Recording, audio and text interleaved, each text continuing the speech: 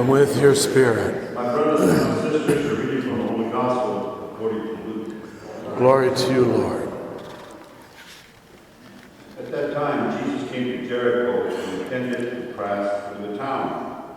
Now a man there named Zacchaeus, who was chief tax collector and also a wealthy man, was seeking to see who Jesus was. But he could not see him because of the crowd, for he was short in stature. So he ran ahead and climbed a sycamore tree in order to see Jesus, who was about to pass that way. When he reached the place, Jesus looked up and said, "Zacchaeus, come down quickly, for today I must stay at your home." And he came down quickly and received him with great joy.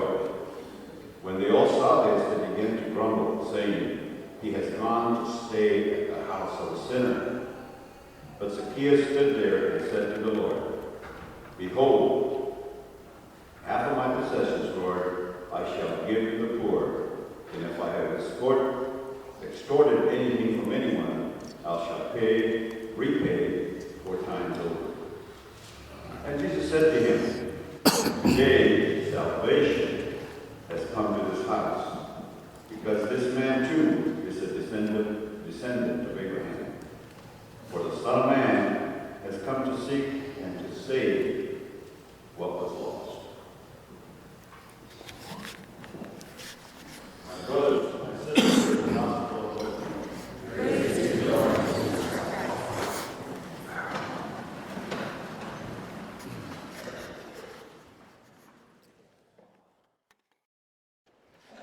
Be sure to reread the first reading. It's really one of my favorites in the whole Old Testament from the Book of Wisdom. But trusting you're going to do that, I'm sure you are. It's right there in your missalette. Let's spend a little time on the Gospel. Remember that the Gospels are written not the way we write now. We write the way I'm talking, in a conceptual, abstract, theoretical way.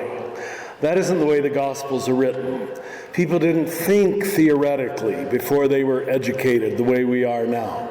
They told all truth in stories, and everything in the story was a symbol.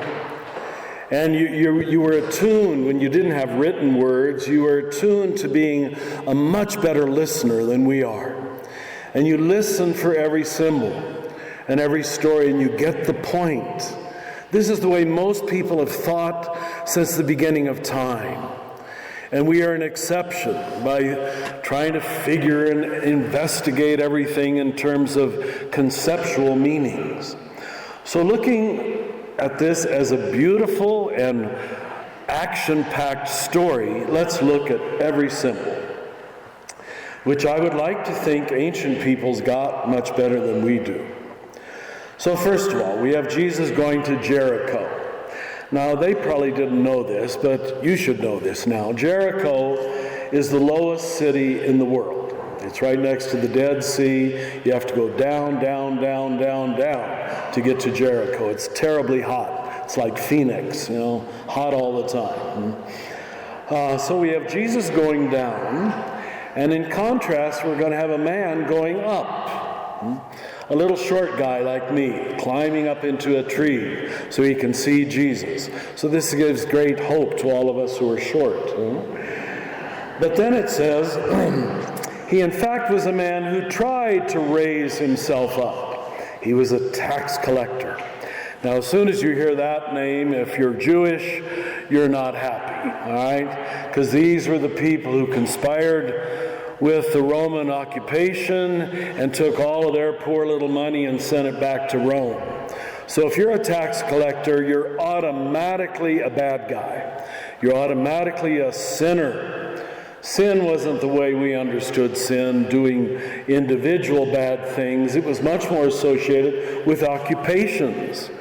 And there were good occupations and there were bad occupations. Well, this guy has a bad one. So he ran ahead and climbed a sycamore tree in order to see Jesus. So we have Jesus seeking him out. He just wants to see Jesus. There's no indication he has any great faith or any religious dogmatic opinions on anything.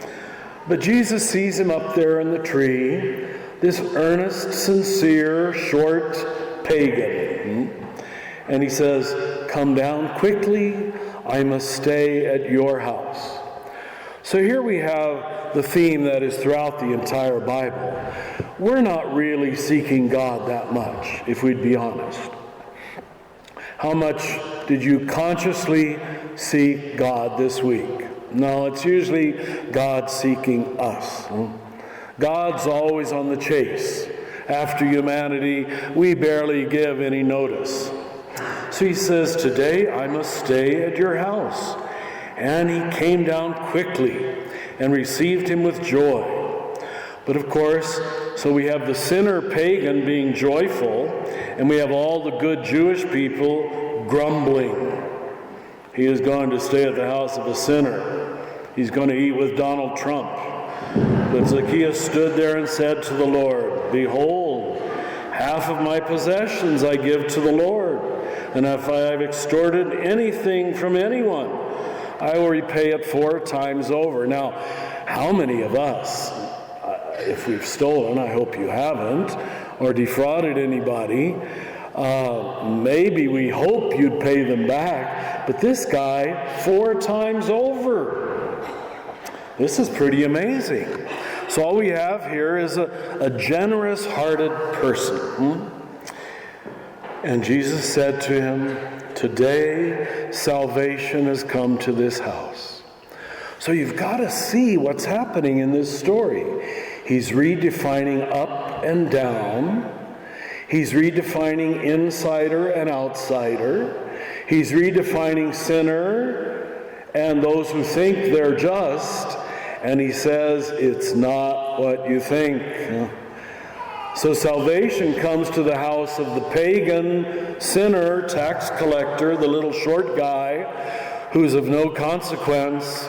And those of us who think we're righteous and saved, we're left there grumbling.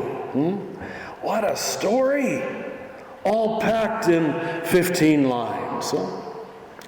And then, of course, as is so often the case, the final line gives us the punchline. I have come to seek and to save what was lost.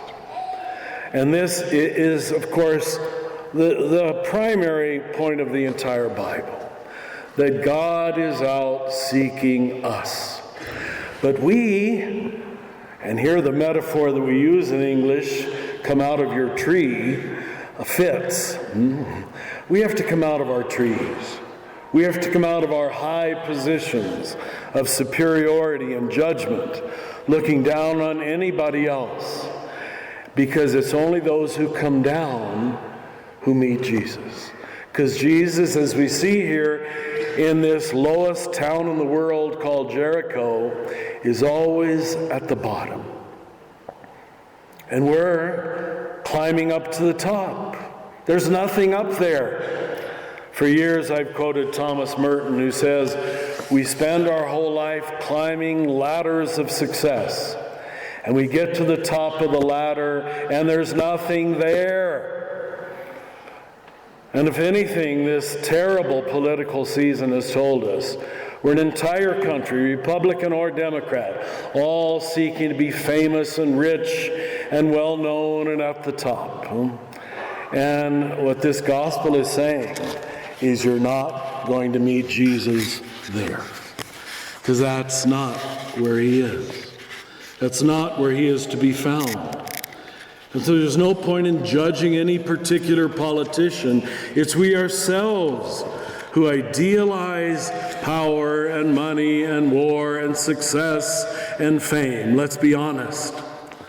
And it's we who are climbing upwards into the tree, while Jesus is climbing downward into the lowest places on earth.